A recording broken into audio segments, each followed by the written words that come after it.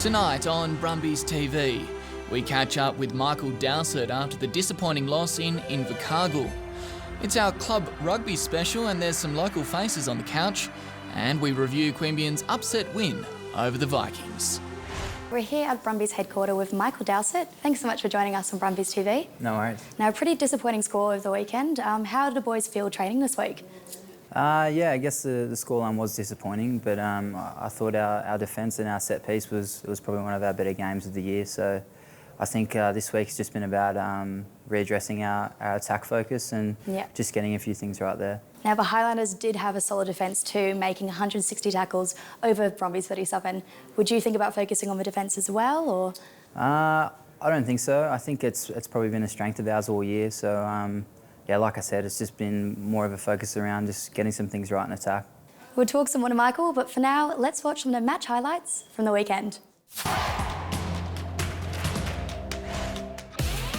The Brumbies chose to take the 3 points after dominating the possession in the first quarter of the game, but failing to find a way through the Highlanders' defence. The Highlanders' resilience would prove the difference in Invercargill, and their first reward came in the 40th minute.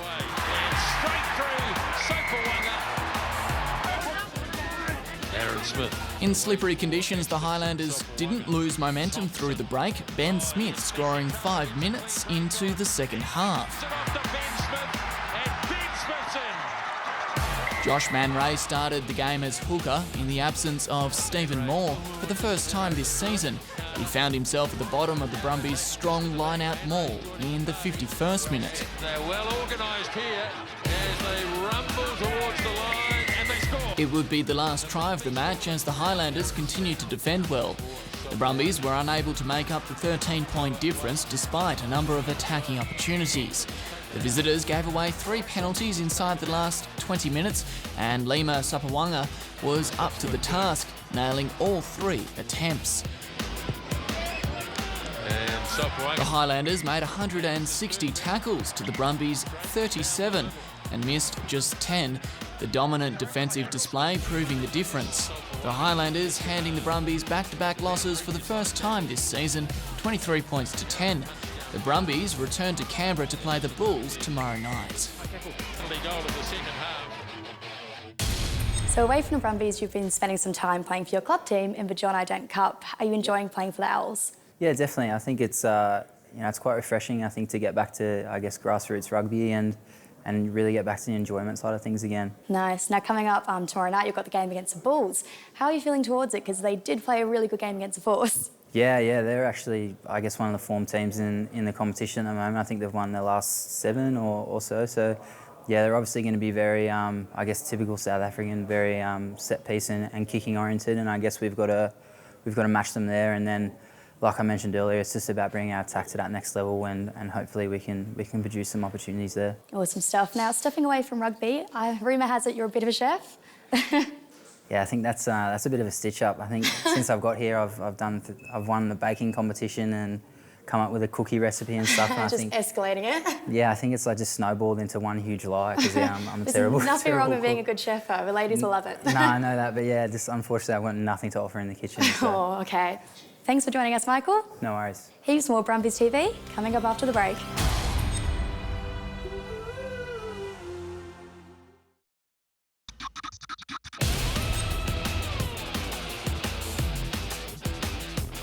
The Rebels travelled to Auckland as Australian conference leaders, and Reece Hodge helped them look the part.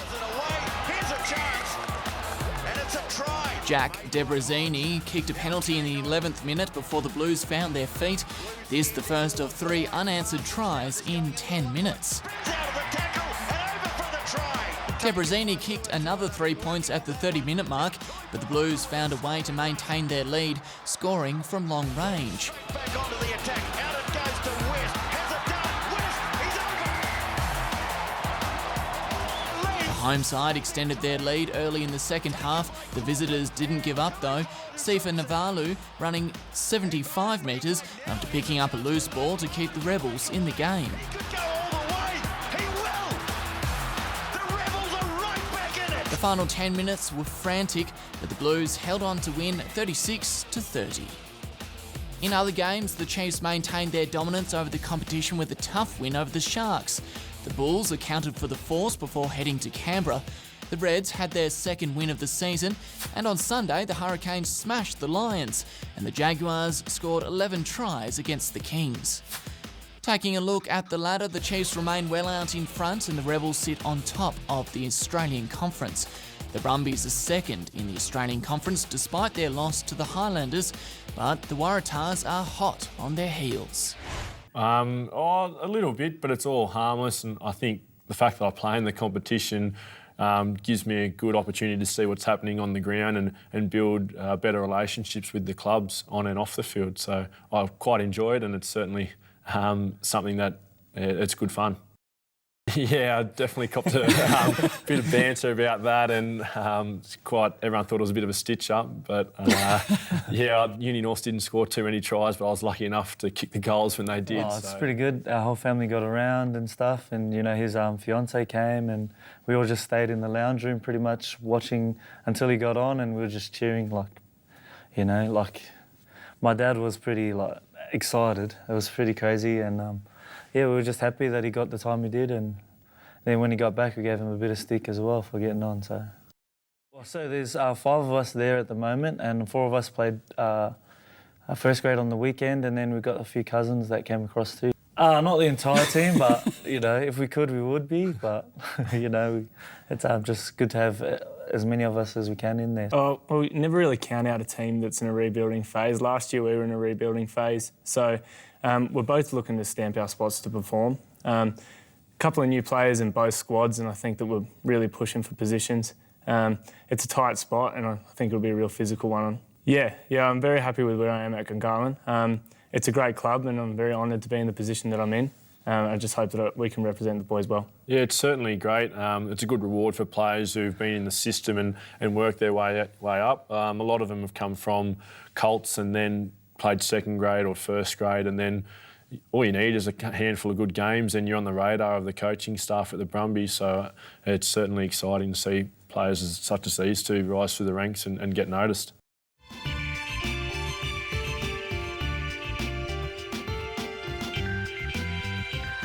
Similar, I guess, to the history of how the Brumbies were made. I was sort of an underdog, and no one was, I guess, looking to contract me at that time, and no one really had faith in the fact that I could probably get back in shape.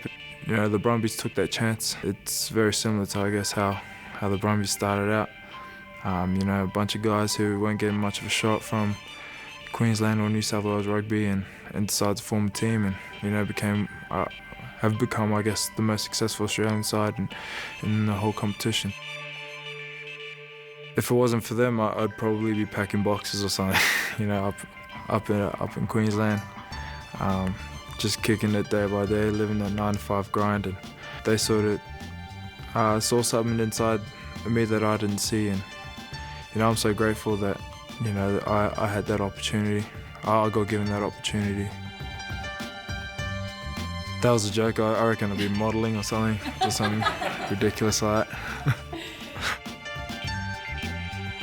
I knew that I was going to end up here, and that's not, I guess, I'm not trying to be arrogant in any sort of way, but I have a firm belief if you envision yourself as how you want to be, then you'll become it. And I always envisioned myself being a professional rugby player. We took the leap last year at the grand final to stream that live, and we got pretty good response out of that, and certainly with Royals winning, we got a lot of positive feedback from all their old boys, and that they were watching it all over the world. So we were approached by Ascension Sport, who did the grand final, to stream their match of the round, and so far it's been red hot and everyone's been sharing it and enjoying it. For the clubs, it's just another new challenge. So in the first division competition for the Premier clubs, travelling to Cooma, Goulburn, Young, it's just something they haven't done in a while, and you can get a lot of things out of it, play a bit of different footy and then bond as a team. And then for those first division clubs coming into Canberra, just an excuse to get away from the local town and have a bit of fun and just watch a bit of different footy as well, because they can stay around and watch the first grade competition. So definitely exciting, and the results have shown that it's quite evenly balanced so far. Maybe it used to be. Now I'm a bit older, a bit older than Robbie. So you know, it's not so much anymore, but helping my brothers to get there is probably more the goal. The oldest of was 12 children, so yeah. Well, look, I enjoy playing footy and it's always in the back of my mind, but really it's about playing with my mates. It is a goal in the end, but at the moment I'm focusing on Gungahlin, that's my main focus. Yeah, it's fantastic. We've got a few young colts who were through the under-20s program, and I'd say we'd be pushing for spots in the NRC and in the Griffins, and that development is essential for us to, you know, push all our way through to the Wallabies. I think it's great. Ooh, No bias. I do think the team to beat and the dark horse is going to be Uni North. With the new coaching staff and the highest point scorer, you can't really deny those facts. But they've been in the mix the last couple of years, and this year could very well be a very strong year for them. Geez, I might just follow Connor and stitch him up and say Gungahlin. Comp itself would be quite evenly balanced. Previously, we've had your top four, and then there's been a big gap between like 5th and 6th and 7th. So this year, I reckon it'll come down to bonus points, but can't go past Royals in the back of what they did last year and the momentum they gave. I'd love to say us, but I just think this year, you know, everyone seems so evenly matched. Let's take a look at how the Bulls and the Brumbies match up ahead of their clash tomorrow night. 21 games have been played, and the Brumbies hold a slight lead. The last time they met, the Brumbies had a narrow victory. The Bulls find it hard to win at GO Stadium, claiming just 1 victory in 9 visits. The sides will look to improve their ball handling. Both the Bulls and the Brumbies have dropped the ball 80 times this season. In other games this week, the Reds head to Christchurch to face the Crusaders. On Saturday, the Force become the 2nd Australian team to play in Tokyo, and the Waratahs are back home against the Cheetahs. The round wraps up on Sunday with the Kings against the Blues. I said, mate, I got good news for you. And I said, what about it? Like, mate, I got a call from the coach from Tonga. You're gonna play for Tonga.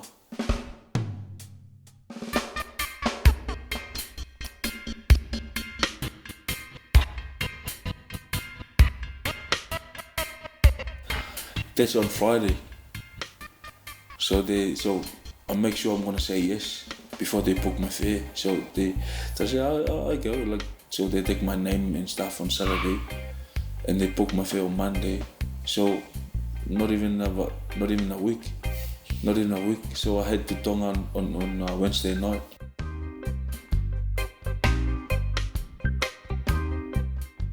And straight there, the coach was there waiting for me as well. I think he didn't expect me that how, like, probably skinny, that how they look, you know, because all the prop there look like fat, you know. Yeah. Because I walked past him because I never seen him before. Tuula with a big run. Tuula, stop him, anyone. Beats 3. Road work. So my work to make sure the road is level. Yeah, I start at 7, finish at 5, and go straight from there to training. Been with the Viking for 8 years. I've been playing first coach since then. This is the first time I ever go to Tonga. I lost weight when I come back. Ever. Every time I go to Tonga, more than 8 kilo. I have to come and work my butt off to lose all that weight. Ever. My hands up here. This is my first time I lost weight. I don't know why. Every year I go to Tonga, I have to carry a kid with me. Yeah. So I've been playing for Viking for the past 8 years, and the donation from the Viking give the Tongan boys hope to never give up. Every year I take back a full set of jersey for my village in the island rugby. Is a way to help your family, and most boys try hard to come to Australia for that opportunity. It gives them a great feeling when they're wearing the kits. If you dress good, you feel good, and you play good. Yeah, and did you write that? Yeah.